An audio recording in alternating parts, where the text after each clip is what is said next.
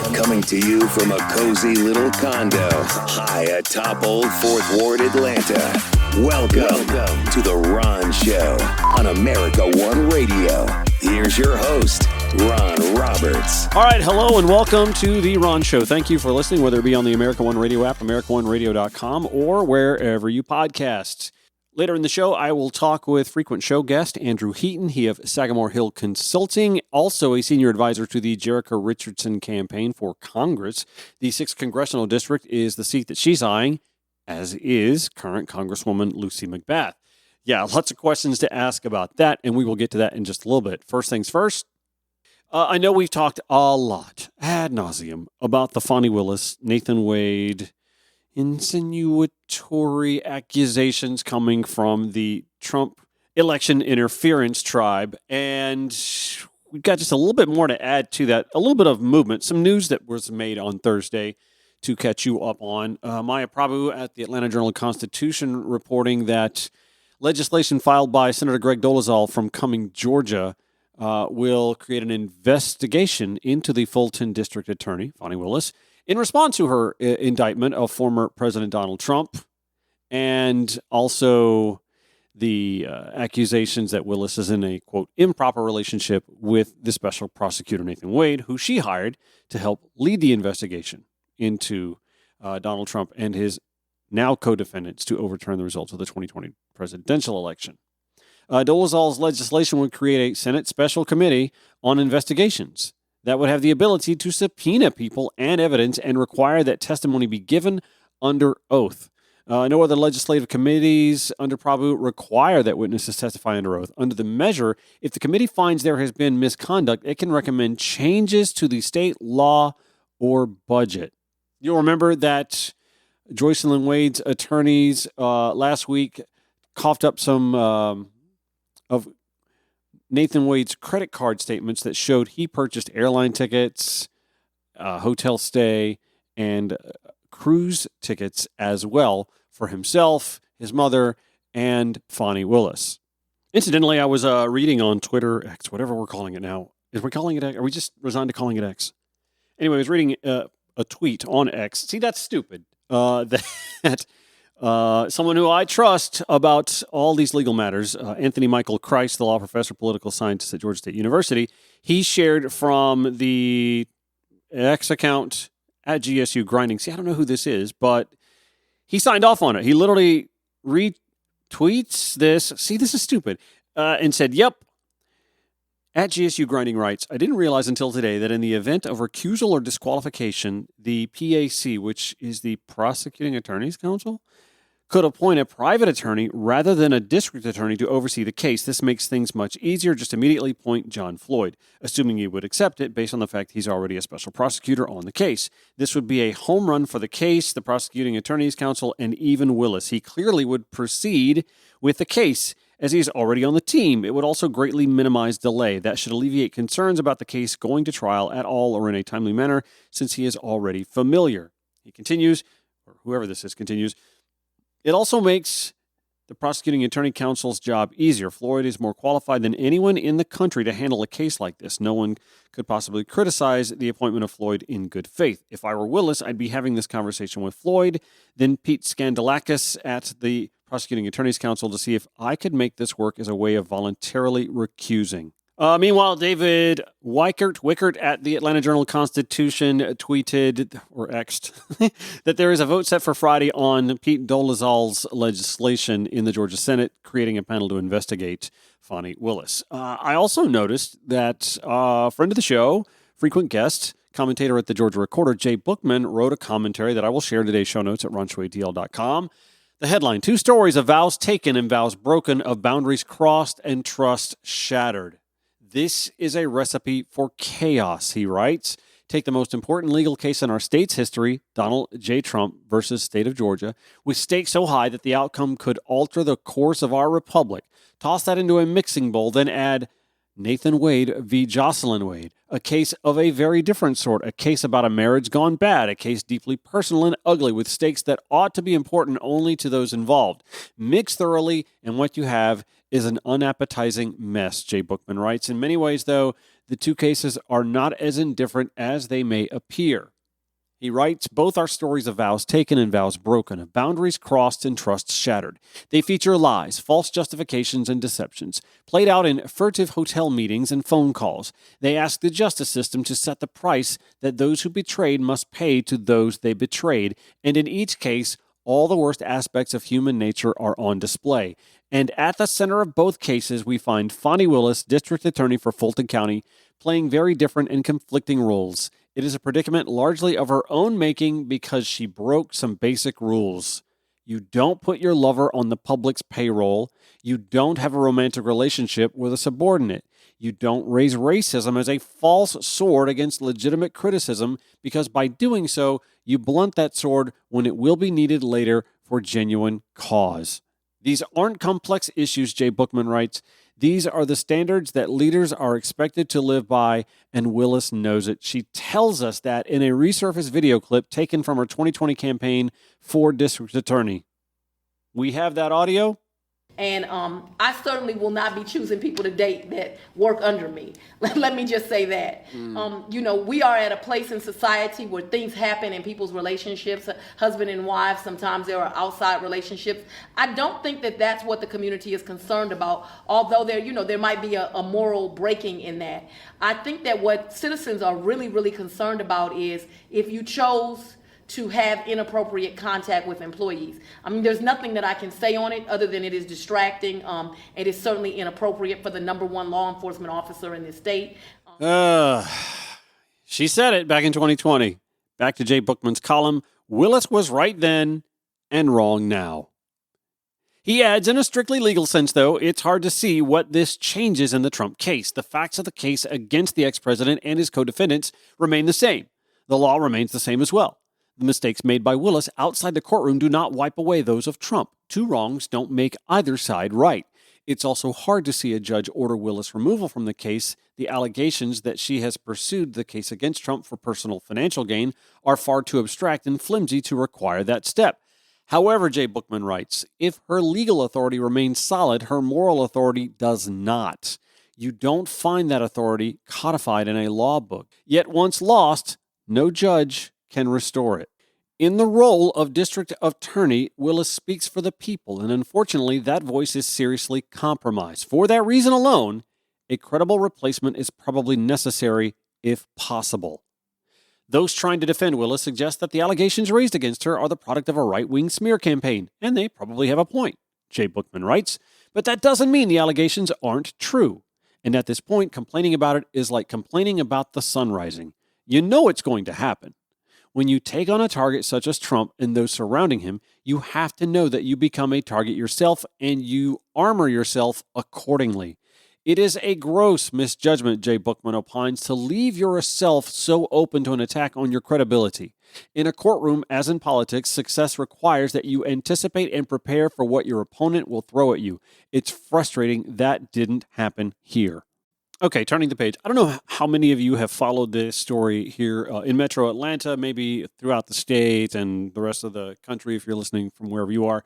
You may not have heard about this story. The city of Decatur, Georgia, just outside Atlanta, the school district had decided it was going to curtail lunch offerings for students who were in arrears on paying for school lunch, offering them a cheese sandwich and milk. I mean, if you got it and you're in the school and all the kids saw that that's what you got for lunch, it's pretty easy to deduce, oh, you're one of the poor kids or you're behind on your bill paying. It's embarrassing for a kid to have to endure that. And yet that's what the city of Decatur school system decided to do to kids who were in arrears. Well, Zoe Seiler at Decaturist.com, I'll include this in the show notes today, reports that the city school district, the City Schools of Decatur, has announced that they received a donation to deal with $88,000 worth of school lunch debt.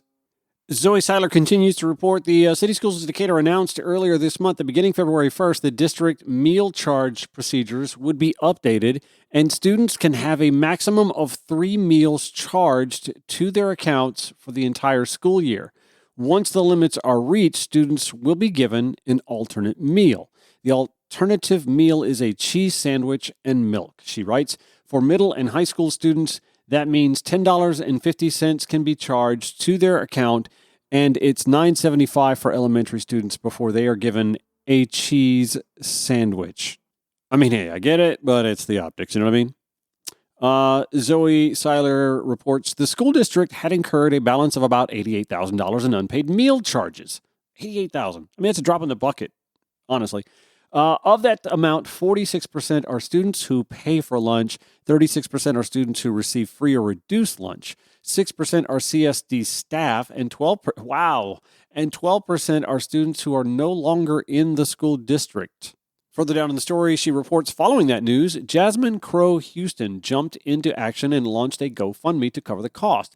In about 48 hours, she raised over $86,000. At this time, the GoFundMe donations have not been given to the school district. Given CSD's announcement of the corporate foundation grant that they received to cover this cost, Crow Houston said she has reached out to GoFundMe to issue refunds to those who contributed. She had hoped the donation would go to be used to clear the debt and create a nutrition reserve fund, quote, so that when other kids can't pay one day, that the money can be pulled from to still make sure that those kids eat. Crow Houston told Decatur that she offered to still make a donation, but was told the district would like to see the funds go where there is a greater need, which I guess explains why she said, no, we'll just give the money back. If you're wondering if that name sounds familiar, Jasmine Crow Houston is the founder and CEO of Goodr, Goodr, and they are an organization that works with businesses and foundations, some local and regional governments, and sports teams to provide quality food to local communities. They do pop-up grocery markets, grocery and meal delivery services, student snack packs, and the Goodr grocery stores as well. That young lady making a difference in our community. In fact, I think I've reached out to her to try and get her on. It's tough.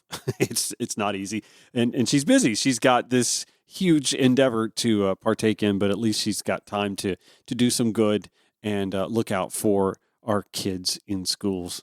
All right. I have said to you many times in the last few weeks that Republicans have absolutely no interest in finding solutions for what ails our southern border. And damned if I wasn't right, and damned if they haven't proven that here in just the last 18 hours. I'll explain. You'll hear it straight from them when we return to discuss, yay, immigration. And Andrew Heaton, senior advisor for the Jerica Richardson for Congress campaign, joins us in the back half of the show. When the Ron Show returns here on the America One Radio app, AmericaOneRadio.com, or wherever you podcast. Welcome back to the Ron Show. I've been saying for at least a week or two now, touching on immigration issues. And by the way, the House and Senate have been trying to work on some sort of a plan since October. And here we are into the election year of January. And we have this from Punch Bowl News. John Bresnahan reporting that Mitch McConnell told a closed meeting of Senate Republicans Wednesday that the politics of the border have flipped for Republicans and cast doubt on linking Ukraine and the border. Remember, that's what they wanted. They wanted no Ukraine aid unless they had a deal on the border. So they coupled those together, and now they're casting doubt on linking the two. When we started this, the border united us and Ukraine divided us, he said. The politics on this have changed. That's what Mitch McConnell told his GOP colleagues. This is all about Donald Trump, Bresnahan tweets. And he's not wrong. This is about Trump because Trump doesn't want to fix or see something fixed while he's not in office. He doesn't want any sort of tangible solutions coming together, like the infrastructure law that Joe Biden got passed that he couldn't. He doesn't want that to happen anymore. He needs successes under his own watch for political purposes. So all that talk from Republicans about $5,000 a day, and in fact, I've got a clip from Ted Cruz about that very thing.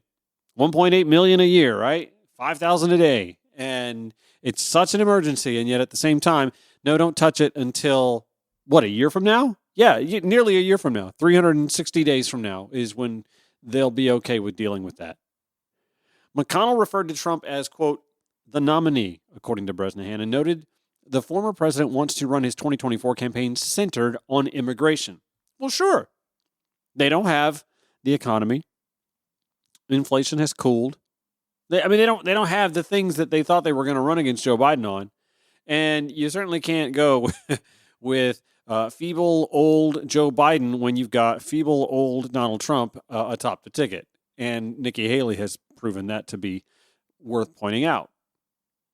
The GOP Senate leader said, "We don't want to do anything to undermine him. We're in a quandary," he added. Outgoing Utah Senator Mitt Romney, who is no fan of Donald Trump, spells it out exactly as it is. Do you think this is what he wants, the issue, Donald Trump? This is what he's doing? I think the border is a very important issue for Donald Trump. Yep. And the fact that he would communicate to Republican senators and congresspeople that he doesn't want us to solve the border problem because he wants to blame Biden for it is really appalling. But the reality is that we have a crisis at the border. The American people are suffering as a result of what's happening at the border, and someone running for president ought to try and get the problem solved, as opposed to saying, "Hey, save that problem, don't solve it. Let me take credit for solving it later." Never mind the suffering of the American people or the people who are coming across the border legally and otherwise. How about the people in Ukraine? We have tied this makes our political process, by the way, a global mockery. As the world watches what's going on in Ukraine, they are running out of ammunition. And because we have these political hostage takers, the MAGA movement, inside the halls of Congress, holding up funding, Vladimir Putin gains the advantage. And maybe that's what Republicans want. Remember, Congress, the House and the Senate, went on holiday recess saying, we'll deal with this when we get back, and the Ukraine funding has to be tied to a border policy. Ted Cruz on Fox News earlier. You have blasted it, obviously, and now there's this other reporting coming out suggesting that maybe the Mitch McConnell and leadership is pulling back their support for it. What is going on there? Are Republicans really going to back away from an issue that they keep saying needs to be solved? So let me break that into two pieces. You started by what Biden is saying, and I'll tell you what Biden is saying on that. There's a technical term for that. That's called a lie. And it's not just a little bit of a lie. It is a brazen, it is the definition of chutzpah. Here's why. When Joe Biden became president, he inherited the lowest rate of illegal immigration in 45 years. He inherited great success. And he deliberately broke the border. He opened up the border. 3 decisions caused this crisis. His first week in office, Joe Biden halted construction of the border wall. He reinstated catch and release, and he pulled out of the incredibly successful Remain in Mexico agreement. And those decisions caused illegal immigration to skyrocket. Now, the reason he's lying, he doesn't need more money. Those decisions, Biden could solve this problem tomorrow. He doesn't want to. So are you saying that there's no reason to have a border bill? We don't need a border bill. We achieved the lowest rate of illegal immigration in 45 years under Donald Trump. What was different is you had a president that wanted to secure the border. Joe Biden is defying the law right now. And so you asked about the border deal. Listen, I'm all for using every leverage we have to try to force Biden to comply with the law. But this deal doesn't do that. This deal was negotiated with Chuck Schumer. Chuck Schumer doesn't want to secure the border. He looks at 9.6 million illegal immigrants, and what he sees is future Democrat voters, and he's willing to overlook the death, the suffering, the women and children being brutalized by human traffickers. All of those are acceptable prices to pay for Democrats to stay in power. By the way, you want to talk about brutality? Barbed wire in the Dan River water? How about the woman and the 2 kids who were swept away and drowned because Texas wouldn't allow Border Patrol agents to come rescue them? Really, Ted Cruz? But you're not coming after Governor Greg Abbott for that? And by the way, he's also wrong about how Trump's illegal immigration numbers were. Like when he took office, the rhetoric scared some people off or slowed some people down, but it got right back to Obama numbers just before COVID. Here was a follow-up question that I thought was pretty interesting, too. Is your position then that nothing is better than something? And have you even read this bill to be able to say that? So I haven't read the bill, and there's a reason. Nobody's read the bill. They won't actually give us the text. So the reason they won't give us the text, the way it works in Washington, if you're hiding the text, It means it's even worse than people think it is. It means if people knew what was in it, they'd be even more upset. So he's already against it without having read it. So you've heard it from Mitch McConnell. Mitt Romney confirmed why.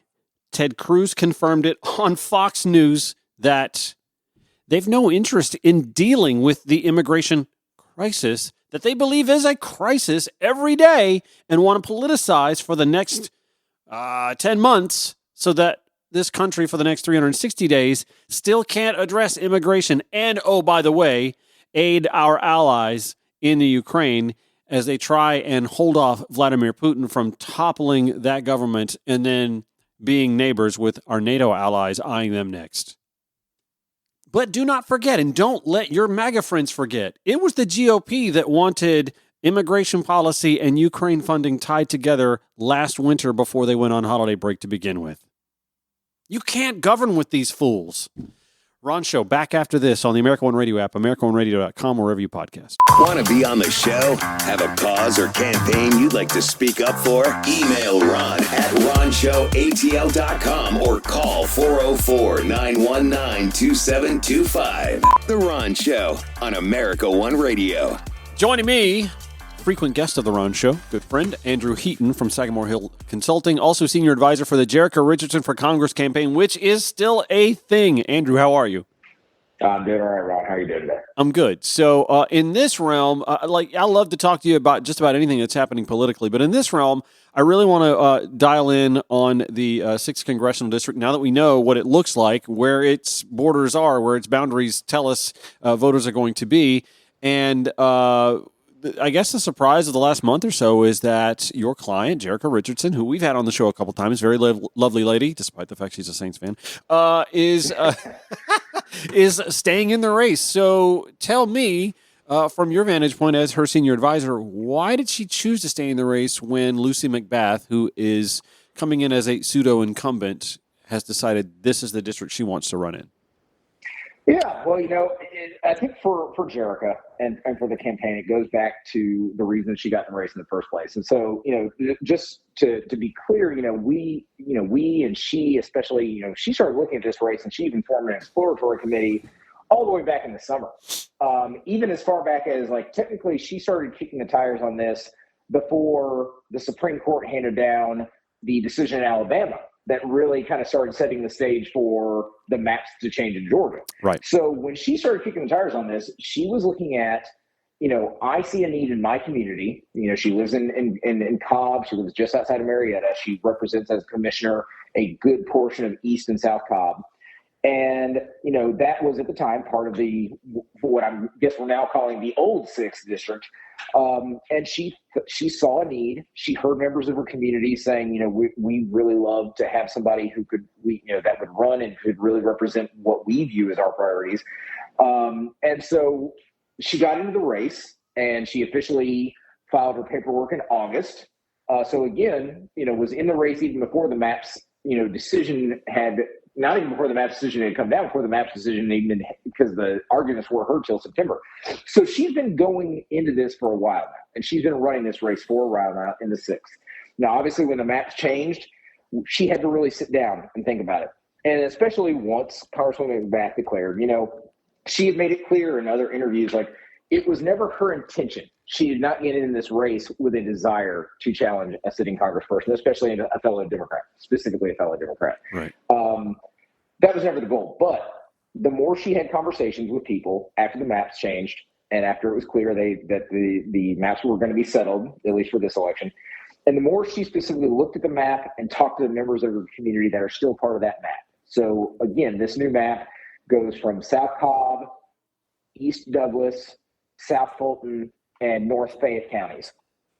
And especially, talking to the folks and the community members she has long partnered with in areas of South Cobb and even to an extent South Fulton, she kept hearing back the same thing, that people still believed in her. They still believed in her vision. They still believed in the reason she was running and what she was hoping to accomplish. And so they encouraged her and said, we'd like to see you stay on. And then these are people that have been supporting her for years. And so with that in mind, she said, I still believe in the vision. I still believe in the reasons we got in this race. And so we're going to stick with it for now. And we're going to really try to see if this message that we had already been running on, and this message and these ideas and these priorities that she's been running on, are alive and well in areas of the new district, like North Fayette, East Douglas. And so far, the reception has continued to be positive, and it has kind of reaffirmed that decision. Okay. So I guess, and this would be a question I think might be more apt for her if she were on the line. There's still a lot of work to be done, and actually, I guess decisions to be made about whether or not she even still has a commission seat on the Cobb County Commission. But Cobb is a fluctuating county. It is not only trending blue, it's a blue voting county, but still under the grip of GOP control in a lot of aspects. In fact, the fact that the Cobb County Commission is a 3-2 majority Democrat district is something they're contesting by using the state legislature's map, and we've seen this happen with the Cobb School Board as well. Does she feel like she's leaving Cobb County in a position where they'll be fine if she ascends to Congress? Well, the great thing about all this is it's allowed her time to reflect on, what have they accomplished in her time in office. And obviously it's being cut shorter than, what she was elected to serve unwillingly. But, the great thing is in that reflection, she's been able to really point to and look at some really strong record of accomplishments in the short amount of time she's had. Obviously, she was first elected in 2020. She beat out a highly touted and highly recruited GOP candidate, won the election, first Black woman to win that seat on the commission, first Democrat in years. And in her time, she has been who she is. She is a policy wonk. She is a just dynamo of energy, and really there's nothing she loves more than getting into the thicket of policy and actually putting policy into practice. And so her office, I think at last count, they have tracked and been able to note something a little over 300 different initiatives, and those range in size. Some are major policy initiatives, partnerships with, places like the VA to get across veterans issues. Some of it as small as, getting some potholes repaired and getting, Cobb Department of Transportation out to fix some things. But when you look at it in totality, it's just a staggering number of accomplishments that she can point to. And so she does feel comfortable that she's laid the foundation, that progress is possible, that accomplishments are possible if people work together, if the community works together, if the community is heard and listened to and respected. She does feel like she's laid a good foundation. Now, obviously, the case has been appealed to the Georgia Supreme Court, so she's kind of waiting to see. Obviously, I'm not part of her commission office, so I don't know all the details. But as far as I know, the county has appealed the decision to the Georgia Supreme Court. They're still kind of waiting on that.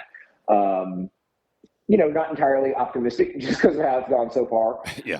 And so, there is a very real chance. And I think that's one of the thing that's just mind blowing. When they went about this, you have 159 counties in Georgia. The legislature has control over the district of all of them to a degree. For the most part, they always respect whatever the local delegation brings forward in terms of county maps. Mm-hmm. And in just a few instances, Cobb, Gwinnett, the state legislature decided to ignore the local delegation for very partisan reasons. Right. And out of 159 counties, as far as we can track, out of 159 counties, Jerica was literally the only commissioner drawn out of her commission district. So it's hard not to feel and take that a little bit personal.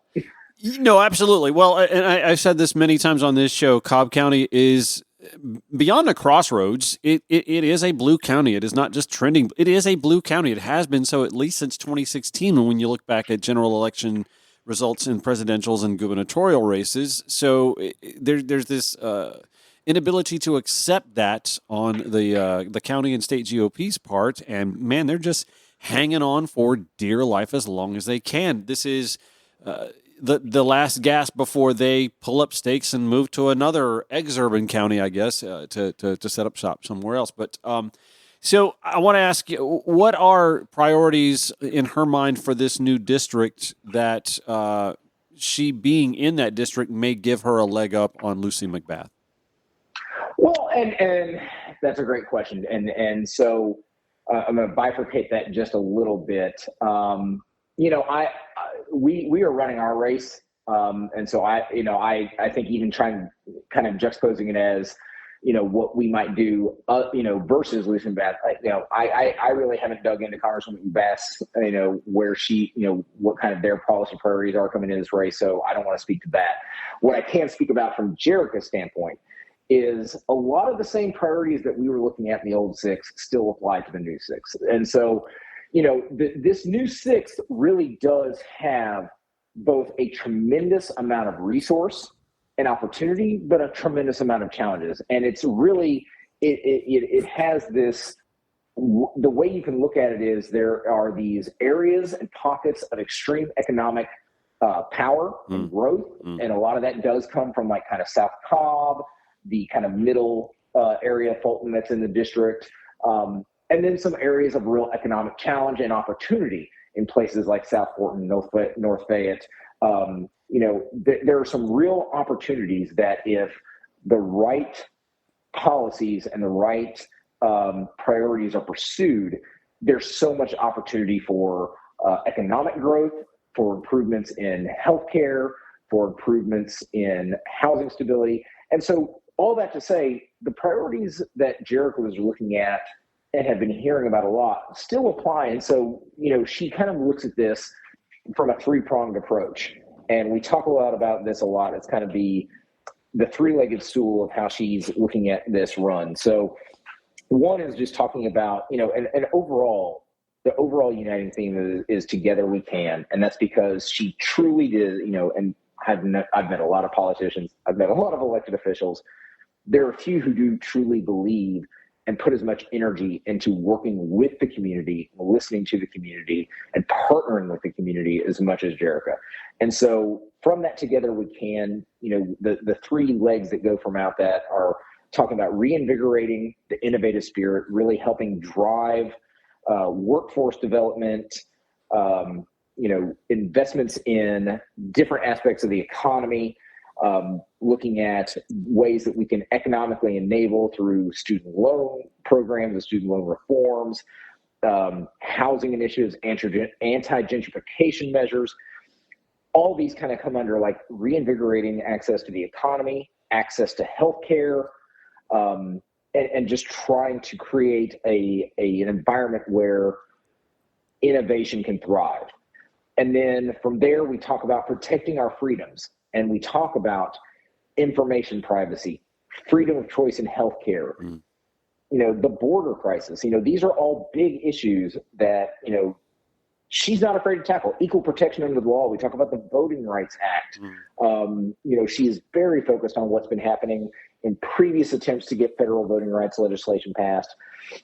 And then we talk about connecting communities to power. And what that's when we really get into the heart of what we're talking about is partnering with the community on community initiatives, being transparent, building trust with the community through roundtables, through different community-based education programs, town halls, different levels of civic engagement, to make sure that she always has her pulse and her ear to the ground, what's happening in the district and what's happening with her different communities, making a safe community, and making sure that everyone has access to the benefits that are available, making sure we're connecting the community to federal grant pipelines, to different veterans programs, to different social safety net opportunities, as well as, one of the biggest things is when people try to interact with the federal government, it becomes a labyrinth. And so it is important for Jerica to help untangle that maze. And so those really kind of highlight what Jerica's going to be focused on. And there's kind of the broader review, but it all does come back to that central theme of Together We Can, because she is just, I have rarely met someone who is so invested in talking to and really enjoys being out there with the community and talking to them and actually understanding what it is they want to see done. We're with Andrew Heaton, Sagamore Hill Consulting, also senior advisor for the Jerica Richardson for Congress campaign. Jerica taking on Lucy McBath, who has decided she's going to run for the 6th congressional district in Georgia now that the maps have been redrawn. Have Jerica and Lucy spoken since the decision was made that they're both going to run for this seat? No, they have not. Okay.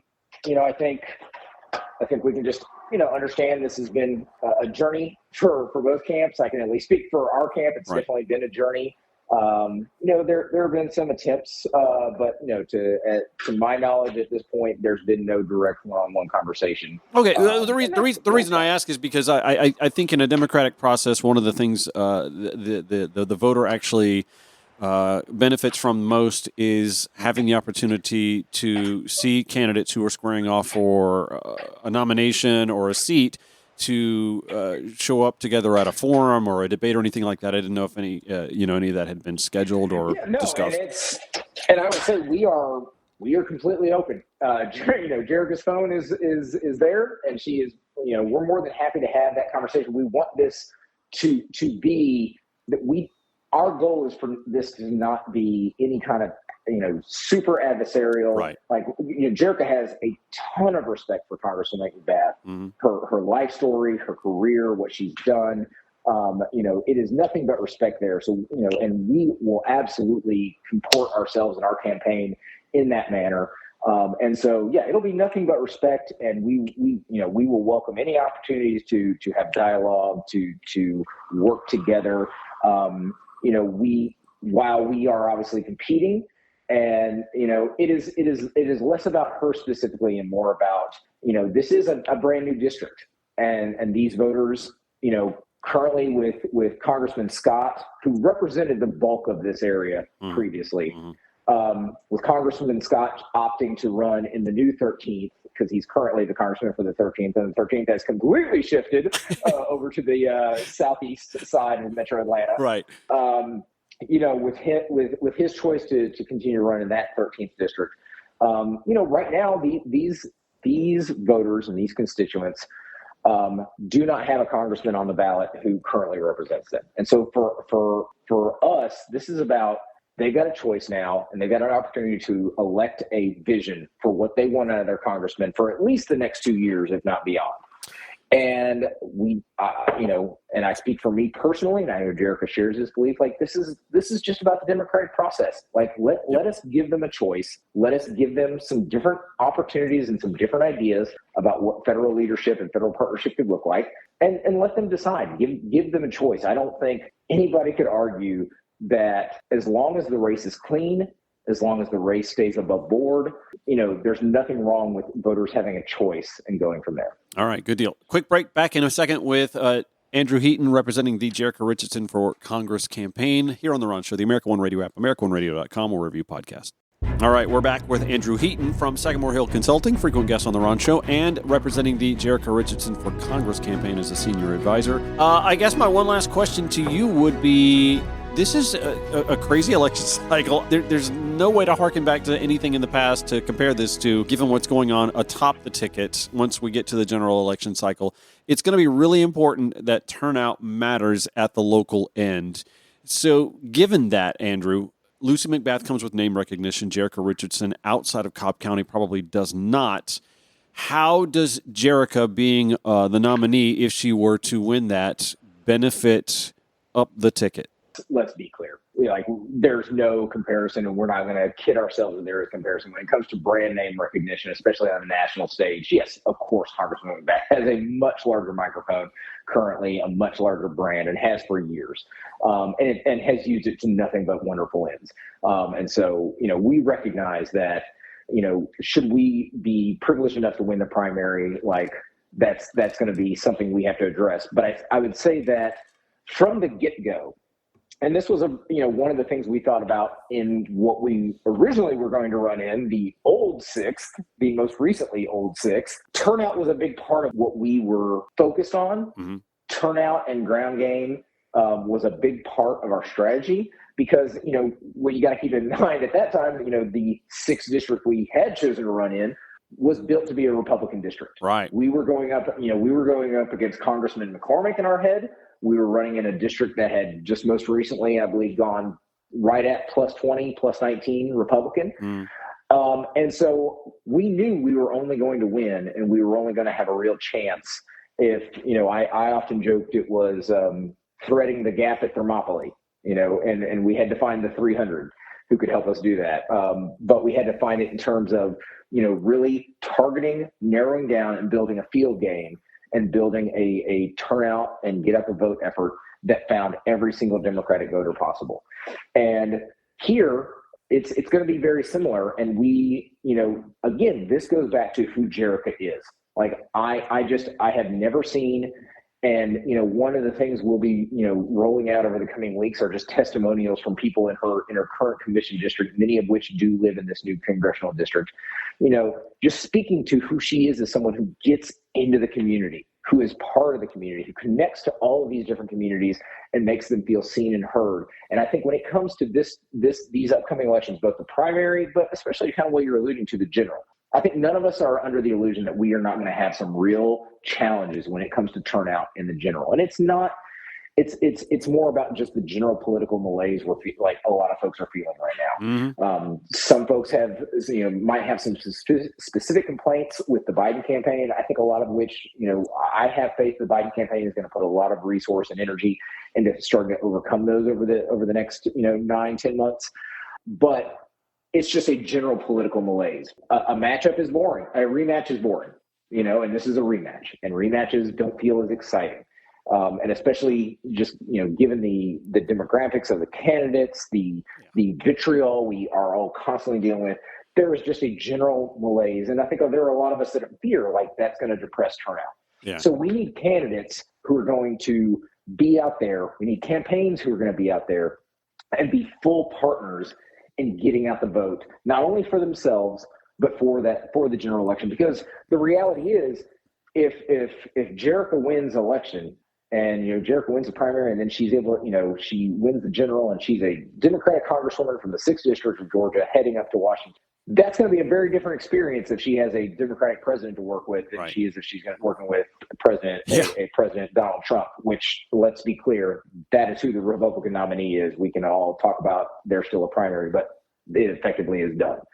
And so there is just as much at stake and just as much reason for this campaign to put every single effort into making sure that our general election turnout is as strong as possible. So for us, this is a campaign for not only Jerica, but it is a campaign for the entire Democratic ticket, especially at the top, because for us to really be able to start putting in place the initiatives, the priorities that are going to be important for this district, the first thing is having a president who will actually sign off on it. All right, I'm going to ask you one question. I'm hoping you can maybe answer it in 45 seconds because I'm running out of time here. How has the state party responded to Jerica staying in the race? Honestly, they've been very fair.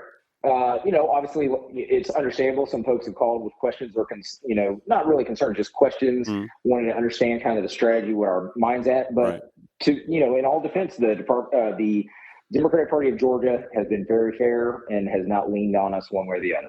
All right. Listen, you got a lot of work to do. We've got about a couple months left in the primary season here. So you've got an uphill climb to get Jerica across the finish line, and I wish you guys the best of luck. Andrew Heaton, Sagamore Hill Consultant, Senior Advisor for the Jerica Richardson for Congress campaign. Thanks for joining the Ron Show today. Absolutely, Ron. Thank you. Actually, hold the music here, guys. We have some breaking news. NFL.com reporting that the Atlanta Falcons have decided they're going to name Raheem Morris head coach, coming back to a familiar sideline. He is the current Los Angeles Rams defensive coordinator for the last 3 years, expected to be hired as the new head coach of the Falcons, according to NFL Network insider Tom Pelissero. He'd been an interim head coach here before and a defensive coordinator under Dan Quinn. The Dan Quinn coaching tree. Anyway, if you haven't heard that yet, well, you heard it here first. Thank you so much for listening to The Ron Show. And our thanks to Andrew Heaton for joining us as well. Frank discussion about the 6th congressional race on the Democratic primary side. We have show notes and more at ronshowatl.com. Back here tomorrow, 5 to 6 p.m. on the America One Radio app, AmericaOneRadio.com, and then afterwards, wherever you podcast. Have a good one.